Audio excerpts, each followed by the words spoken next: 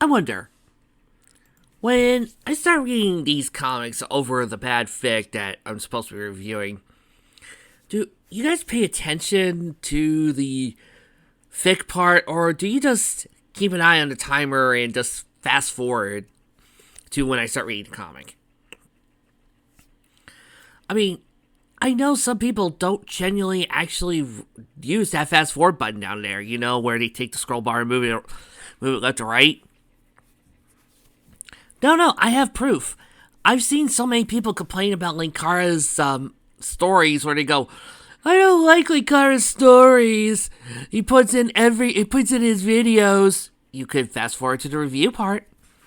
I don't like when Linkara puts his stories in his reviews. You could always fast forward to the end. Linkara always puts them at the end.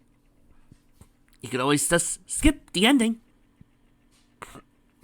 But I don't wanna. Every time I see that, I feel like I just want to tell people, get off your butt and do some legitimate work! Oh my god. I do that all the time when I see something I don't like and I just want to fast forward. I use that little directional button on my keypad. It's easy. It's called doing work. Which I find kind of funny because I'm really lazy. And I do this. So the next chapter starts off with everybody talking and suddenly a fist is being meant and approached. And Celestia is absolutely giddy because he finds out that she has a gentleman collar. Fuck you, reality check. Fuck you, fuck you, fuck you, fuck you, fuck you. God. Every single time I read you, I wonder if you're so sexist, if you are so damn focused on not having the girls be main characters, why are you writing a girl-centric series? At least Mike in Reality Check has admitted that he can't write women well. At least he's honest about his bullshit. You, on the other hand, are despicable because you're a liar! I don't know what you're thinking. Oh, come on, Legend. It can't be that bad. What if she just is genuinely happy to see an old friend that happens to be a gentleman? Surely there wouldn't be a problem, right? Well, you would be right. I wouldn't have a problem, but here's the thing. Later on, we see him blushing, talking to Celestia, and we see Celestia acting childish around him, kidding that she has a gentleman collar. And I remind you, this is the same story where Luna complains, suddenly there are no male alicorns for us. Because this is Reality Check's writing. And Reality Check, when it comes to him writing girls, is like this. I don't know how to write a world where women are independent and don't need a man.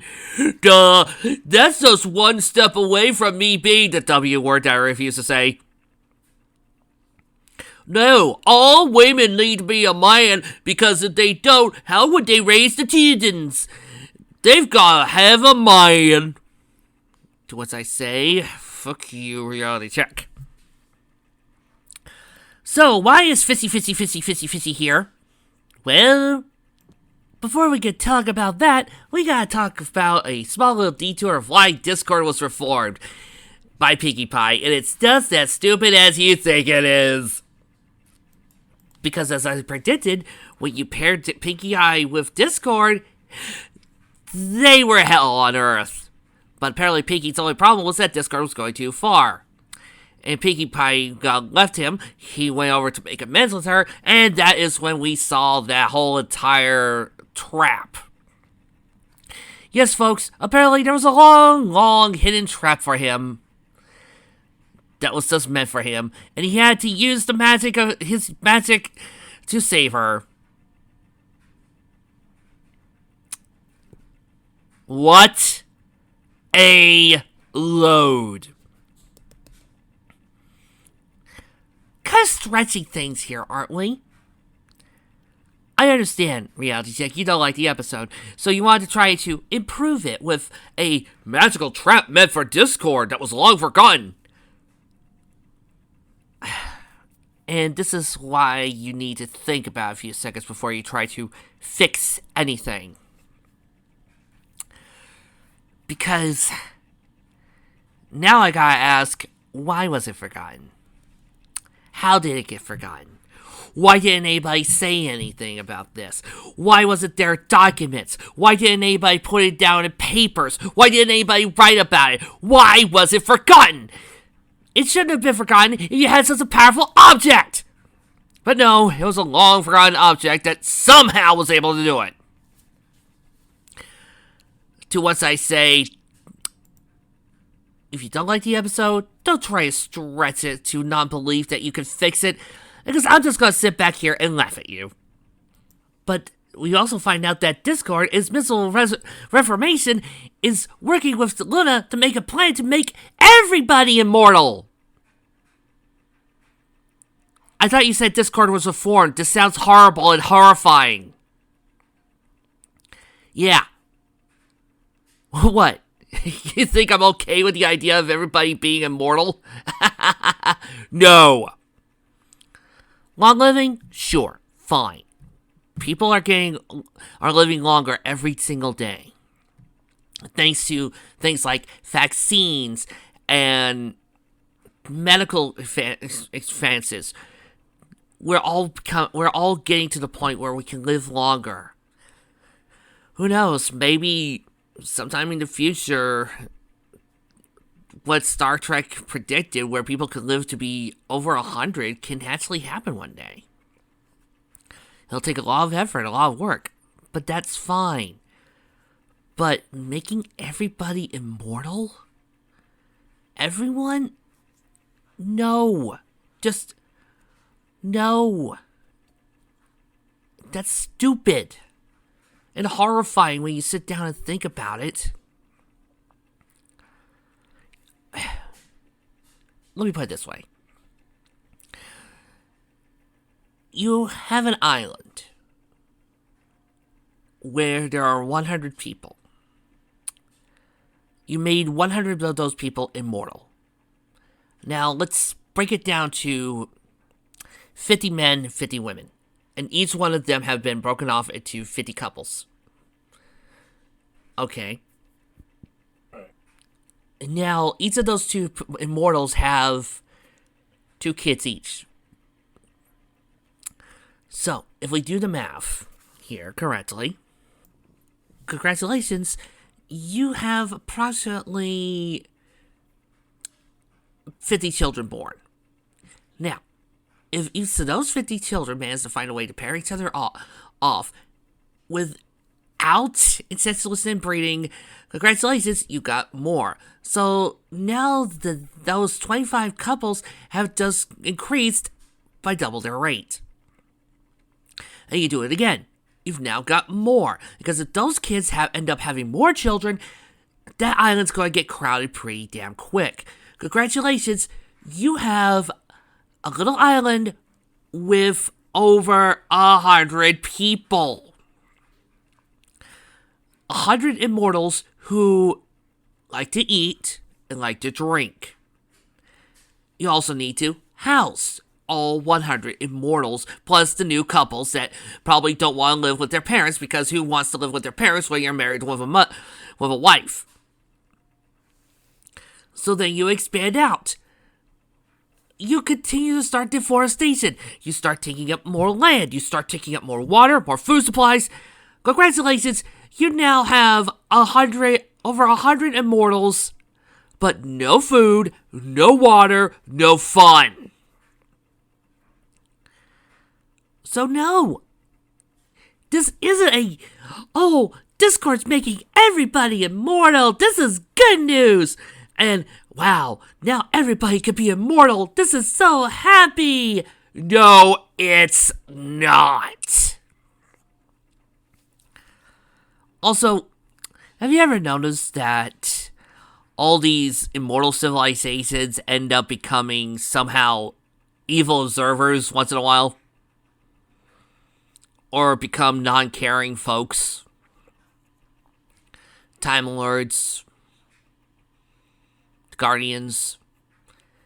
It seems like the more times you become immortal, the less caring you are about the universe around you. So what Discord is essentially trying to make is a world full of immortal, non-caring douche nozzles. And a very boring world as well. Because if they're all immortal, where are going to be the medical advancements? Some of the things to make life easier. Because once you're immortal, you don't care anymore. And how does this immortality even going to work? Is it going to be ageless? Are you going to be invincible? All you just said is, we're going to make them all immortal. And you're expecting us, the audience, to be going, well, I'm not. I'm that kid in the background that's going to ask, why is an emperor naked? So I hope you don't mind if I also bring this up to the court. If they're just going to be ageless, then what's going to stop somebody from trying to kill them to get their immortality? And if that's not the way their immortality works, then how does it? All you're saying is, we're making it special. Well, what are you going to do? You know, if you want a good example of how a good race of immortal beings could actually work, Lord of the Rings. There, done. They're ageless, but not invincible. They can still die. And if that's what you're going for, then say that. It makes it a lot less complicated. Meanwhile, King Triton flies in, and yes, everybody's shocked and amazed, and unbelievably surprised. I'm not, I'm just bored. And apparently, he has a petition ready. Ooh. And what is he here to talk about? Well, after explaining some bullcrap about how there were things that could have changed and made the sun moon rise before the unicorns and before Celestia Luna did, once again, we have a guy who hates fantasy trying to put science into the fantasy world. I hate this fic. He points out that there were some pacts, some wheeling and dealing, some sneering, some things. But long story short, too late. When Nyx made Eternal Night, it caused some fudge-ups back in the western half. And now the other celestial beings want to complain about it. And so the other main six get to show up for the rest of this trial. Reality check. Boobala. Have you thought that you suffer from ADHD or something? Because it seems to me that you have a hard time keeping your plot straight. Nyx's family. Oh, this is a story about Nyx trying to bond with her family. No, now it's a story about trying to find ancient Earth Pony magic. Woo. That fic with Nyx and Halloween. We are dealing with Nyx's first Halloween. No, now it's a story about a cult. Keep your plot straight, you dork! Tony Stark takes flight towards the Silver Surfer. I get the first taste! It is pointless to resist. Your fate is inevitable. I beg you, please. You are lesser beings. You should be honored to give your lives to provide the World Devourer with suddenness. This fighting will accomplish nothing. Silver Surfer says calmly as he begins to fire beams, cutting Iron Man in half and blasting the others away as much as he can. That's your opinion. Let's see if getting Ian alive can change it. Tony says, flying up, while Vulture and Nova try to attack. Somehow, miraculously, Tony's teeth manages to break into the Silver Surfer's body. But all it does is end up breaking his jaw, unable to actually pierce Silver Surfer's skin. On my travels, I've never encountered such creatures, Norrin says, just callously throwing away Vulture and Tony. Lucky for you. Abominations, I have seen what you've done to your world. You should long for these horrors to end, he says, blasting away the heads of so many, taking out Captain Marvel. Thor, in his attempt to actually take on the Silver Surfer, flies up to his board and swats the Silver Surfer down with his makeshift Mjolnir, causing the Silver Surfer to fall down towards the ground with a large thud. Captain America, leading a contingent of other zombified heroes, yells out, "Get him! Keep him off balance! Don't give him a chance to devise a strategy against us!"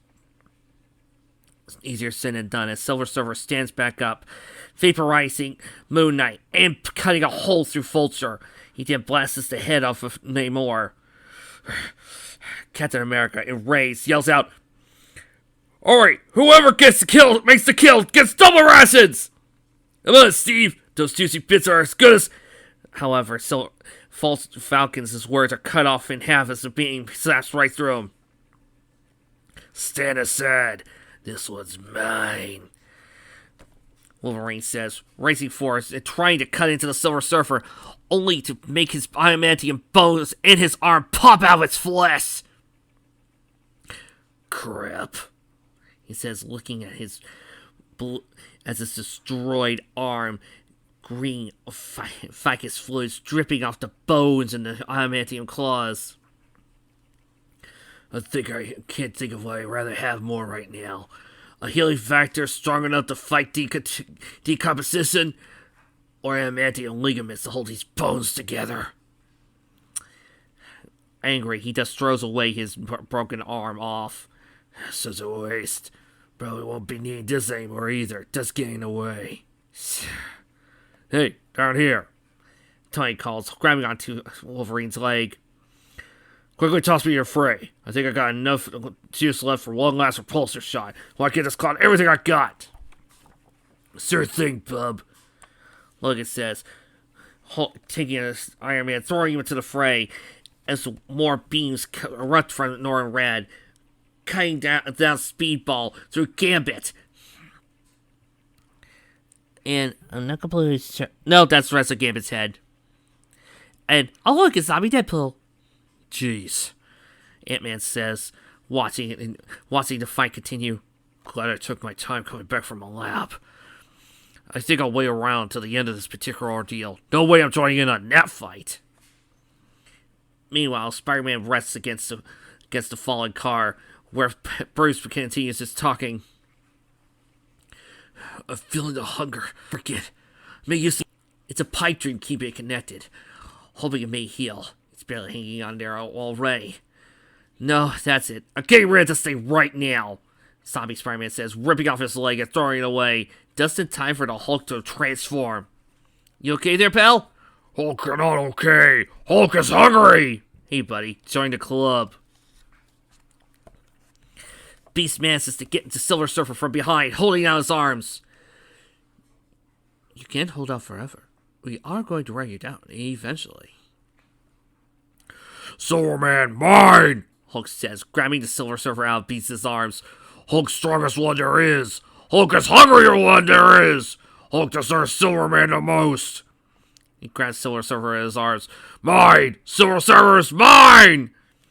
Silver Surfer does not care and blasts Hulk right in the face. It takes his board to fly off. "Don't let him get away!" Colonel America shouts, throwing his shield at him. "We lost too many to get away for now." Noah takes flight. "Not going anywhere till I get payback. There better be enough payback to go around. I'm calling dibs on Silver Little Heart." "No, he belongs to Hulk!" "Silverman regret frying Hulk's face. Hulk will make sure of that," Hulk says, grabbing the Silver Surfer by the hands.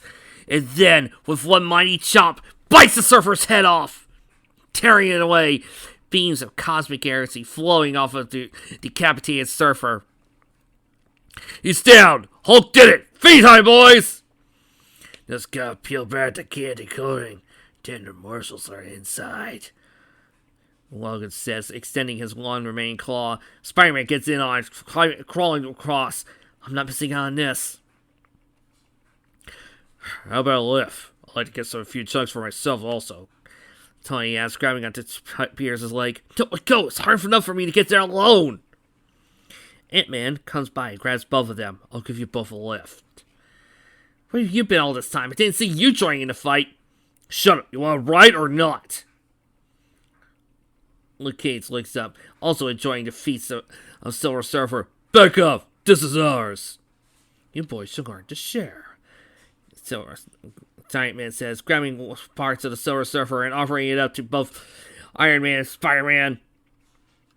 Get back here with that! Everyone turns around as Hulk is beginning to ingest and digest Silver Surfer's head. Hercules is the first to pry open Hulk's mouth. He doesn't swallow! His head is still in Hulk's mouth! Someone help me get it out! No way, this really is good news. Unfortunately, Hulk is not happy as he grabs zombified Hercules' head and begins to squeeze. Never mind, big guy. When you're fully around, that head's all yours.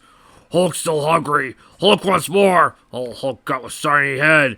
Head mostly skull. Hulk wants more meat. Unfortunately, by now, Spider-Man, Luke Cage, Wolverine, Iron Man, and Cap, and Giant Man have all just finished feasting on whatever is left of the Silver Surfer, leaving behind nothing but bones. That's it, it's all gone. Now quit shoving, there's nothing left to eat. It's over. All gone? But Hulk got get more! You jerks couldn't share a piece with us, Beast says. You had to fight us off. Give all for yourself, thanks a lot. Angry, Cap fires a beam of cosmic energy at Beast's head, vaporizing it. Oh, quit your whining. You've done the same. It's like they're eating that poor stranger. We've all got a small portion of his powers. Looks that way, Giant-Man says, his hand beginning to glow. Let's see how these wires taste. Extra crispy. Elsewhere, in the streets of Manhattan, Black Panther walks with Wanda's head in tow. Still woozy from the sedatives, but I will have to make it. I have to. Please, just a nibble. I helped you escape. You owe me. Ross, Janet, please. It is hard enough as it is. I cannot handle your... Please. I don't want to infect you. Just cut a piece off. A finger. Anything. I'm begging you. Janet, please. Stop. Just stop. This is what we're left, huh? Beast said. Black Panther says, watching over the destroying remains. This is the world as it is today. If the whole planet survives as that, I pray never to lay eyes on my home Wakanda. That is a sight I cannot bear. Just a taste. Janet, my friend, you must stop this at once. I will not feed you. I refuse. It is very disturbing to me that you would even ask. If you don't stop, I will be forced to leave you behind. T'Challa, you don't understand what it's like. I need to feed. I can't think straight. The hungrier I get, the more the hunger consumes me. Try to explain. The craving, the need. I ache to taste your flesh. I'm starving for it. I'm in pain. This is madness. You're a severed head. You don't even have a body. This sickness has consumed you. It's keeping you alive. But this hunger is all in your mind. You can't digest anything. You don't have a body. You have nowhere for food to go. Why is this happening? T'Challa says, saying against a rock. Have some horrible dream? Where is he, monster? Where is Magneto? Says the voice, being really to revile to Magneto's acolytes. I have no idea. You're human. You're alive. Elsewhere, the burned remains of many heroes lie strewn about. After the fierce battle with all the cosmic rays fighting, leaving behind only those of them who have feasted upon Silver Surfer to stand. Well, that settles it. Dead tastes horrible, no matter how much you cook them. That's the same. I think we're going back to eat nothing again. I can fly now, without my propulsor boots.